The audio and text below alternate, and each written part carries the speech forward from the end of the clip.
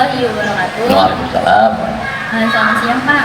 Kami dari kampus Universitas Nahdlatul Ulama Sumatera Utara, Prodi PGSD, ingin melakukan mini riset di sekolah Al-Fajar ini. Sebelumnya, perkenalkan saya Hidayah Utami dan teman saya. Saya Benji Olias, saya Putri Adinda, saya Tika Julia, Saya Dara Sekali. Kalau boleh tahu Pak, Bapak dengan siapa Pak? Saya Zamzami SPDI NPD. Kami mau nanya Pak tentang manajemen berbasis sekolah. Apakah di sekolah ini sudah menerapkan manajemen berbasis sekolah Pak? Ya, setiap sekolah wajib memiliki manajemen. Apabila sekolah tidak memiliki manajemen, maka sekolah itu akan hilang dengan sendirinya. Why? Karena manajemen adalah syarat mutlak yang harus dimiliki sebuah sekolah atau madrasah untuk mengembangkan dirinya, programnya, agar siswa berkualitas. Pertanyaan yang kedua Pak, bagaimana Bapak mengidentifikasi manajemen berbasis sekolah sebagai suatu proses pemberdayaan? Oke, di dalam manajemen sekolah atau manajemen madrasah, bagaimana caranya kita mengidentifikasi, melihat satu persatu manajemen mana yang harus kita prioritaskan, mana yang harus kita nomor duakan. Caranya adalah kita harus lihat output apa yang disampaikan guru ke siswa. Kita lihat siswanya, sejauh mana kualitas siswanya. Jika siswanya berhasil, berarti manajemen guru itu berhasil. Tapi kalau guru itu tidak berhasil atau siswanya tidak mempunyai kualitas, maka kita akan panggil gurunya. Artinya manajemen yang dilakukan belum sampai ke siswanya. Itu cara mengidentifikasi mana yang sudah berhasil, mana yang belum berhasil. Apa saja Pak pihak yang terlibat dalam koordinasi manajemen di sekolah Al-Fajar ini dan bagaimana peran masing-masingnya? Ya, di dalam manajemen itu harus semua pihak berperan. Mulai dari kepala madrasah, wakil kurikulum, wakil kesiswaan, kemudian guru, staf, TU, semuanya harus andil dan berperan sesuai dengan perannya masing-masing. Bidang kurikulum, dia harus punya program di dalam manajemen, menyusun jadwal ujian, jadwal pembagian raport, mengisi raport, dan lain sebagainya. Jadi manajemen itu berdasarkan di mana tugasnya. Jadi masing-masing orang, masing-masing komponen punya tugas manajemen masing-masing. Sebagai guru, saya punya program, apa yang harus saya sampaikan ke anak? Kita punya target. Sebagai kepala madrasah, punya yang namanya program kerja jangka panjang, punya program kerja jangka pendek. Semua masing-masing harus memiliki manajemen, harus memiliki program kerjanya. Jadi siapa yang terlibat? Semua warga di sekolah wajib terlibat. Tuh. Misalnya Pak salah satu stafnya tidak punya keterlibatan itu bagaimana?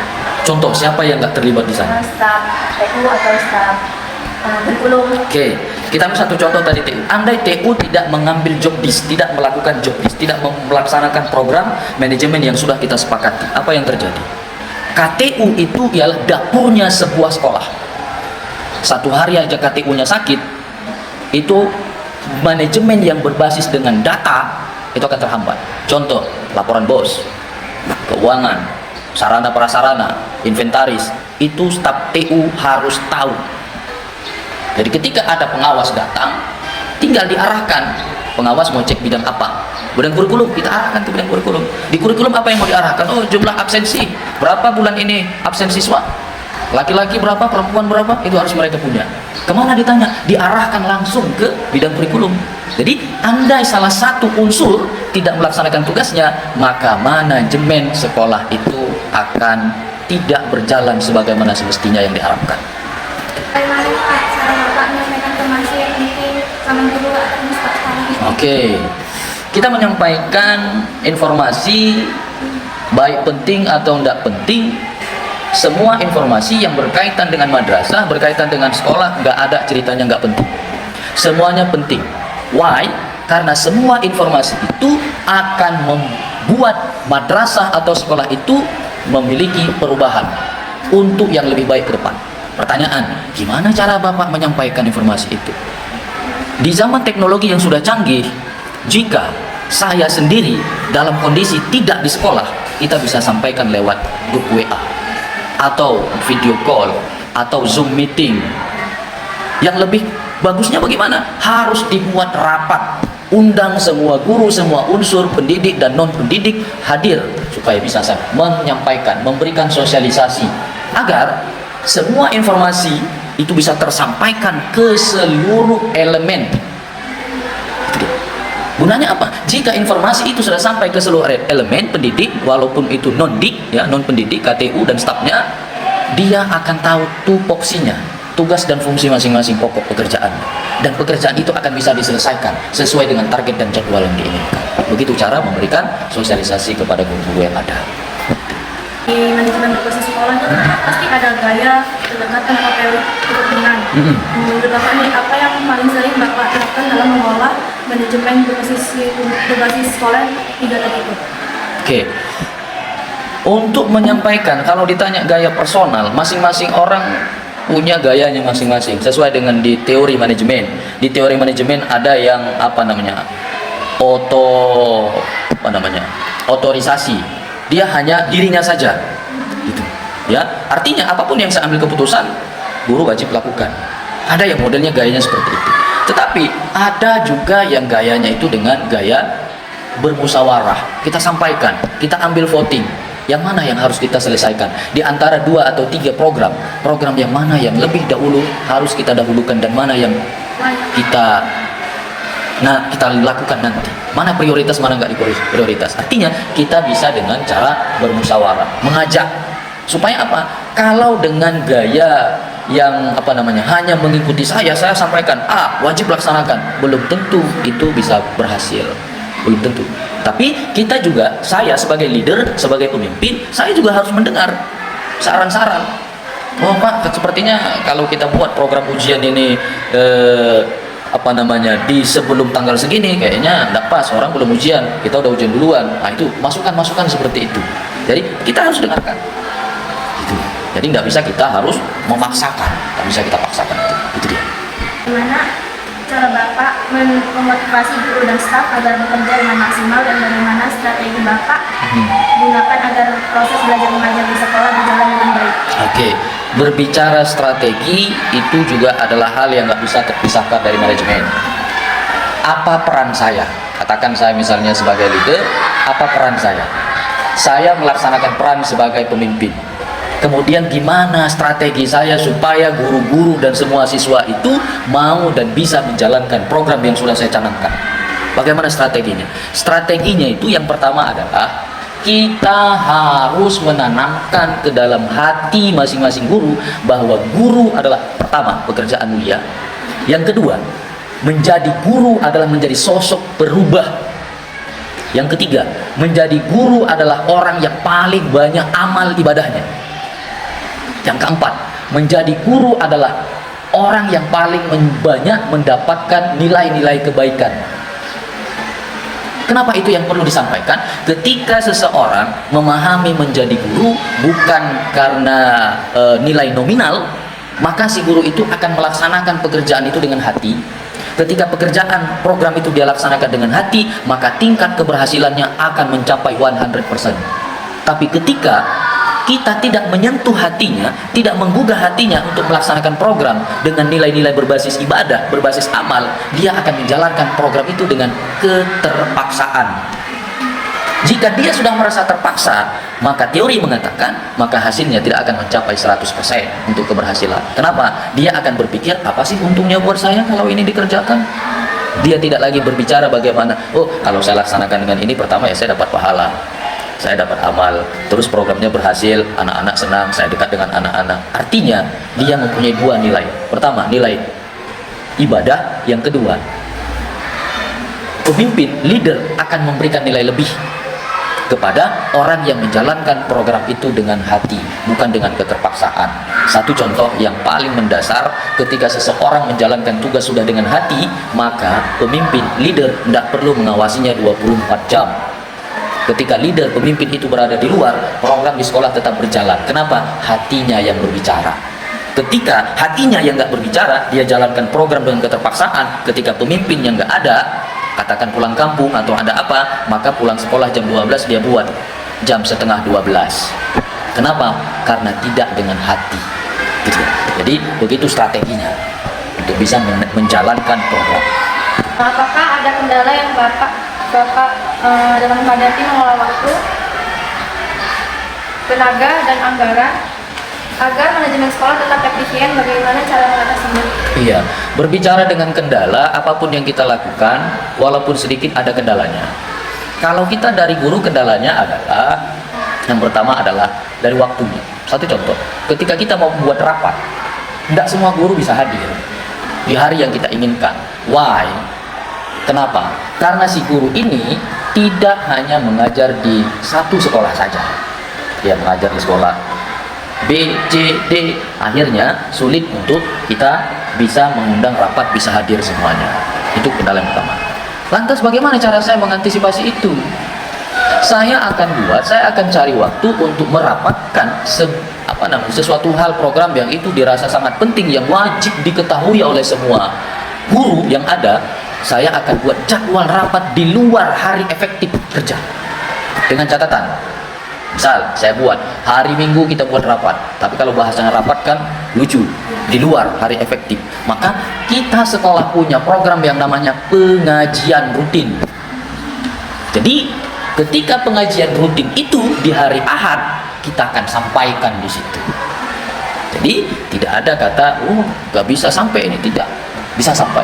Tinggal bagaimana strategi dan cara leader atau pemimpin tadi menyusun sebuah program sehingga program itu bisa tersampaikan walaupun gurunya tidak 100% hadir di hari efektif, tapi kita ambil hari non efektif untuk bisa mensosialisasikan program dengan cara kita buat pengajian. Apa strategi Bapak agar guru lebih semangat dan kreatif dalam mengajar kelas? Oke, bagus ya. Jadi guru itu dia pengen senang, pengen nyaman, pengen menang, ini guru. Artinya pengen senang, gak usah kasih tugas dong. Gak usah RPP, silabus, sekarang sudah ada yang baru di kurikulum Merdeka, ada modul, gak usah dong. Gitu kan? Pengen enak, pengen senang, pengen nyaman. Kalau masuk 7.30, saya boleh dong 7.35. Itu guru. Nah, bagaimana cara saya untuk bisa meningkatkan kualitas seorang guru? Maka saya akan membuatkan reward. Saya akan memberikan reward kepada guru yang bisa hadir sebelum 7.30. Saya berikan reward. 1 menit kehadiran sebelum 7.30 saya hargai dengan angka yang kecil, nominalnya Rp100 per menit.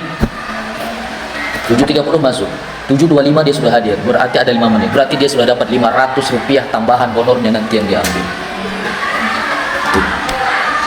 Reward. Kemudian ada reward, ada punishment dong, ada hukuman dong buat yang terlewat. Gimana? Saya akan kurangi juga Rp100 per menit jika dia terlambat. Masuk 7.30, dia masuk 7.35, berarti dia terlambat berapa menit? 5 menit. Maka gajinya sudah kita potong Rp500, bukan Rp1.000, Rp500. Itu kita lakukan. Jadi ada rewardnya, ada punishment. Kita di dalam manajemen tidak boleh hanya memberikan punishment. Ini banyak biasanya di sekolah hanya memberikan punishment. Terlambat, potong gajinya. Tapi begitu dia datang cepat, enggak begitu juga, honornya enggak bertambah. Kita tidak. Tuh. Kemudian, bagaimana caranya supaya meningkatkan kreativitas guru? Kita lihat ada tempel-tempelan. Gimana supaya ini bisa berjalan, supaya ini bagus? Kita berikan modalnya. Saya tanya kepada gurunya, Ibu kesenian apa kira-kira dalam bulan ini di modul ajar itu yang mau disampaikan? Oh Pak, kami ada ini kegiatan praktek memasak nasi goreng. Kita fasilitasi. Gitu. Kemudian di pelajaran penjas, Pak, kami ada pelajaran silat ini. Gimana kita buat? Apa yang perlu? Matras. Kita fasilitasi, belikan matrasnya. Jangan siswa itu mengguling di tanah. Ketika apa yang dibutuhkan sama guru kita penuhi, secara logis dong, logika, kira-kira guru itu punya semangat gak guru bekerja? Gitu. Tapi kita minta nih, Bapak Ibu harus buatkan begini. Tapi leadernya, pemimpinnya gak memberikan modal. Kira-kira gurunya bilang apa? Macam betul aja. Kenapa? Jangan guru dibebankan lagi untuk mengeluarkan dana pribadi untuk mengajar. Saya nggak setuju. Jadi kita berikan fasilitasnya supaya guru itu mengeluarkan kreativitas. Kita mau buat tempel-tempel, Pak, kami butuh karton. Oh silakan, berapa sih jumlah karton kita perlukan? Kita supply, kita belikan karton, ini karton. Setelah permintaannya kita penuhi, kita tagih. Bu, permintaan yang Ibu minta udah kami penuhi nih. Mana hasil yang Ibu kerjakan? Gitu. Ya, kita berikan. Sama dengan spidol segala macam. Kita supply, kita support, kita berikan. Jadi nggak gurunya ngajar kemari beli spidol. Kita siapkan. Gitu. Gimana cara Bapak memperbaiki atau mengembangkan kurikulum dan program pembelajaran sekarang? Oke, ini pertanyaannya tingkat tinggi ya, memperbaiki kurikulum. Kalau saya balikkan, yang berhak memperbaiki kurikulum siapa? Ada sekolah yang bisa memperbaiki kurikulum, mengganti kurikulum? Tidak. Yang berhak mengganti memperbaiki kurikulum siapa? Kemendikbudristek, Menteri Pendidikan. Makanya ganti menteri, ganti lagi programnya. Karena di sana. Gitu. Jadi kalau kita di sekolah sifatnya adalah mengikut. Mengikuti ini menteri keluarkan nih, harus pakai modul ajar, harus begini. Kita di sekolah wajib mengikuti itu. Yang bisa kita lakukan adalah kita sekolah berhak memilah dan memilih untuk kurikulum itu. Bukan kurikulumnya yang gak kita pakai, tetapi kita melihat mana yang lebih sesuai dengan karakter lokal kita di masyarakat. Kita punya hak di situ. Nah, jadi kita nggak boleh memperbaiki kurikulum pemerintah, nggak boleh memperbaiki, mengurangi, kita nggak boleh. Tetapi kita yang boleh adalah menyesuaikan dengan tempat kita tinggal. Satu contoh misalnya di dalam pembelajaran SBK, di sana ada yang namanya kearifan lokal namanya. Nah, di situ bisa. Contoh misalnya kalau untuk pembelajaran keterampilan, apa bisa kita buat di sana? Oh, kita buat anak-anak itu membuat makanan tradisional. Daerah kita Jawa, apa dia buat getuk? Silakan. Itu namanya kearifan lokal. Boleh di situ. Tapi kalau untuk memperbaiki kurikulum kita tidak dibenarkan. Nah, kan nggak mau pemerintah dibilang salah. Salah ini kurikulum kalian kan nggak mungkin kan. Nah, jadi kearifan lokalnya yang kita benahi. Oke, itu dia. Yang terakhir juga Pak, apakah ada kayak program atau kegiatan khusus yang dirancang untuk meningkatkan produktivitas dalam pelaksanaan manajemen berbasis sekolah? Ya, untuk meningkatkan manajemen sekolah apa yang harus ditingkatkan sebenarnya dibuat program? Kita membuat program bagaimana guru harus paham IT. Coba bayangkan kalau ada guru senior kita yang nggak ngerti IT. Hari ini kita sudah ujian menggunakan handphone. Anak-anak nggak lagi ujian berbasis kertas pensil, kertas pulpen. Hari ini kita ujian dengan berbasis IT, dengan CBT. Bayangkan kalau gurunya nggak bisa mengupload soal ke CBT. Mau jadi apa kita? Artinya PR saya harus bisa membuat semua guru paham IT, paham teknologi, supaya nggak gaptek. Apa yang saya lakukan? Saya ambillah waktu-waktu jam belajar itu di luar jam belajar untuk mengedukasi. Kita buat program di sekolah. Kapan Bapak Ibu cocok kita belajar ini untuk membuat soal, mengupload soal supaya anak-anak bisa ujian pakai handphone. Tuh. Kemudian pengisian raport sekarang sudah pakai e-raport. Semua berbasis komputer, harus kita upload nilainya ke situ. Bagaimana? Coba bayangkan kalau ada guru kita pegang mouse saja nggak pandai. Apa yang terjadi? Mau klik A tapi cik B. Nah, itu yang kita buat. Jadi itu program yang memang harus dilaksanakan di sekolah tempat saya untuk mendukung manajemen sekolah ini bisa berjalan. Itu dia. Itu nggak bisa tidak. Guru wajib bisa teknologi. Itu dia. Jadi Pak, di sini ada ekstra kurikuler nggak? Ada. Kita ada ekstra, ekskul. Ekskul itu yang pertama ada silat, kemudian ada marching band, apa namanya itu. Kemudian ada namanya kepramukaan. Kalau dulu itu pramuka masuk dalam kurikulum kan, nah, sekarang udah tidak lagi. Nah, ada kepramukaan. Kemudian kita ada paskibra. Dan paskibra kita untuk tingkat Segun Cirim itu sudah kita nomor satunya. Makanya ketika ada upacara 17 Agustus itu pasukan paskibnya dari kita. Siapa yang hadir? Itu mulai dari kepala desa, camat, kemudian babinsa. Nah, jadi pasukan paskibranya dari kita. Nah, jadi ini program-program ekstrakurikuler yang dilaksanakan di sekolah. Terima kasih Pak karena Bapak sudah dapat meluangkan waktu buat kami Pak. Kami mohon maaf karena perkataan atau tindakan kami kurang sopan Pak. Sekian dari kami Pak. Assalamualaikum warahmatullahi wabarakatuh. Oke, waalaikumsalam warahmatullahi wabarakatuh.